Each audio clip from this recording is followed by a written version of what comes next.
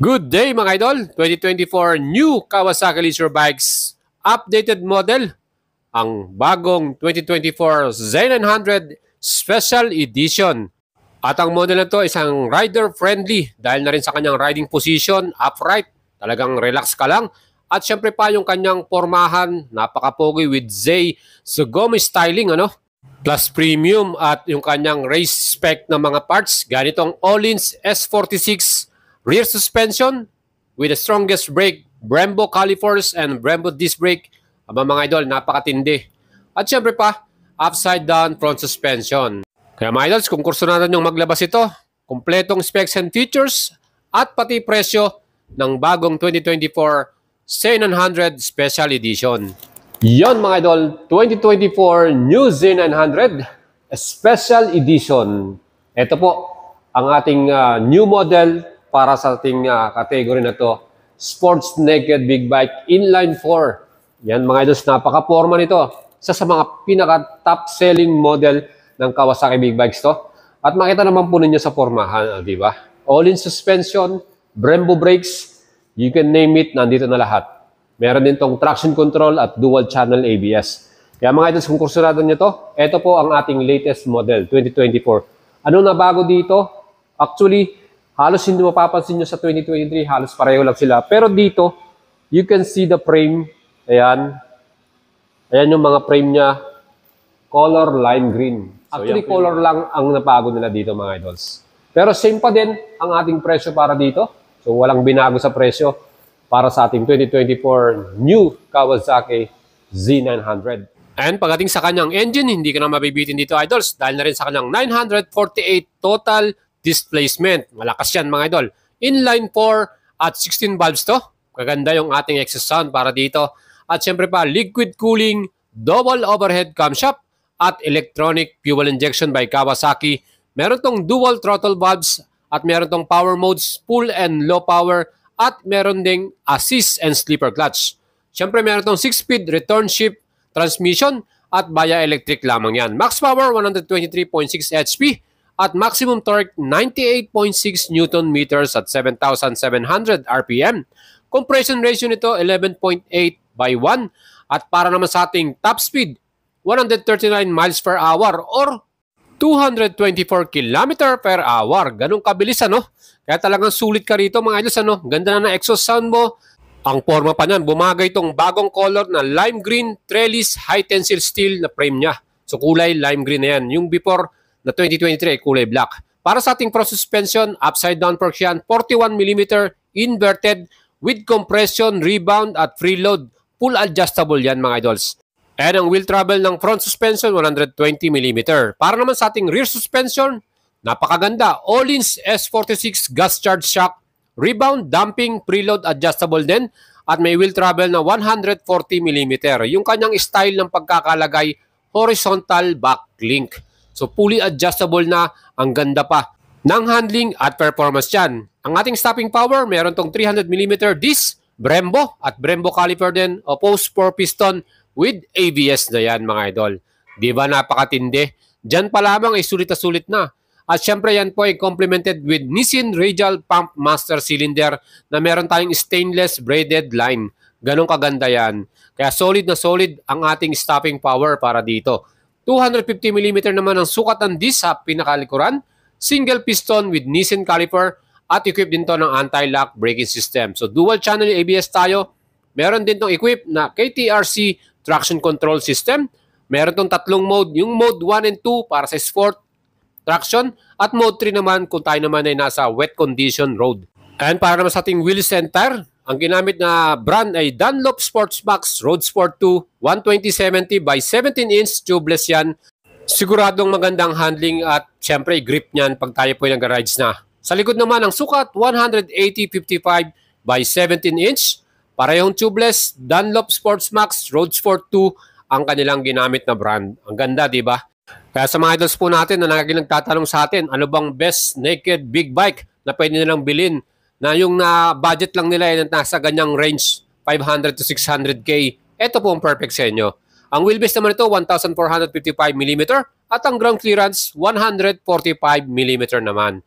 So sa mga natin, ang total weight ito kasama ng oil at gas 213 kilograms. So perfect na rin yan.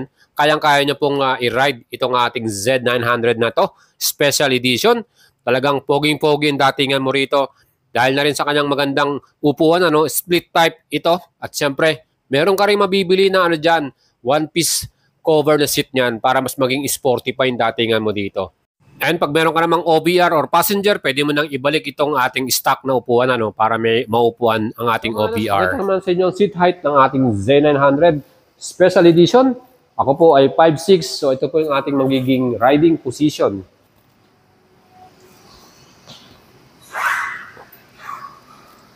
Wow. 5'6" na height, almost konting tingkayad lang.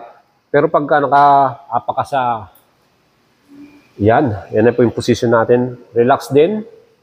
And makikita natin na talagang yung ating sa kamay, okay. No? Solid mga idols. 2024 Special Edition Z900. And para naman sa ating fuel tank, napaka-masculine ng kanyang style at design. Fuel capacity nito ay total 17 liters mga idol.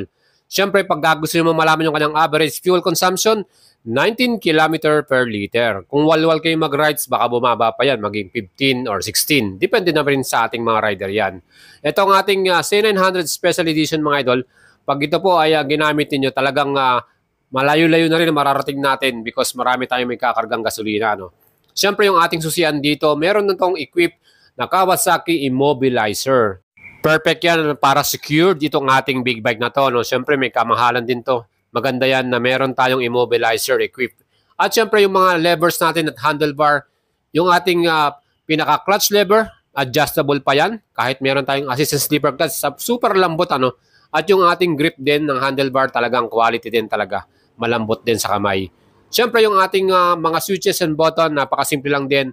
Equip din to ng passing light at yung kanyang hazard light. So yan po mga idols. May power modes din tayong selection. Gusto nyo full power, malakas.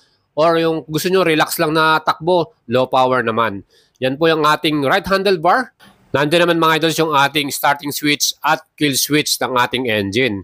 Mga idols, itong ating C900 Special Edition, full color yung kanyang TFT dashboard. Dahil hindi pa naka-activate tong ating model na to, siyempre hindi natin mapapakita sa inyo. So yan po yung pinaka-actual na color at design ng ating TFT panel. Talagang very informative yan. Siyempre equipped din to ng Kawasaki Radiology app, yung ating smartphone connection.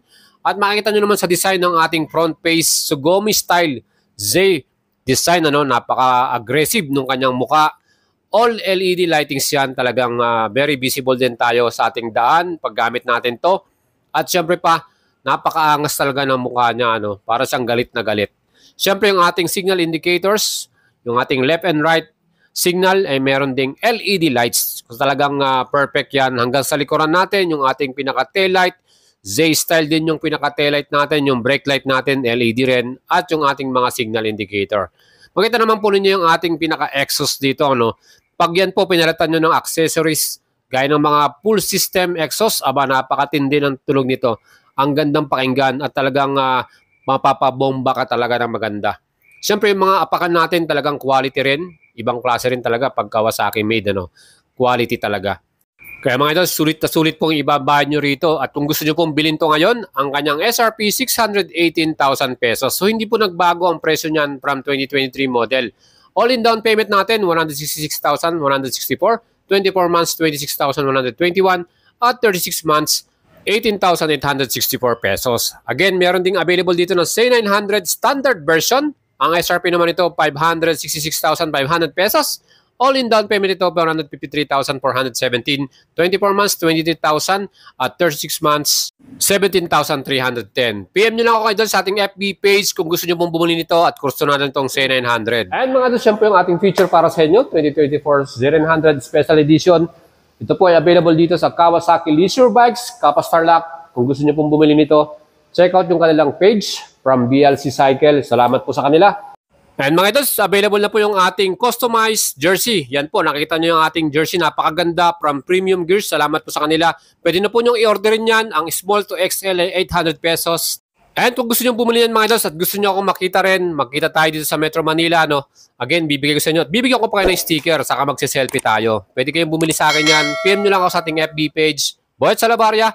Again, pwede nyo bayaran via GCash. At syempre, salamat po sa inyong lagi suporta mga idols. Hopefully, magkita-kita tayo. At syempre, lagi po kayo mag-iingat sa inyong mga rides at sa inyong mga balak pong puntahan.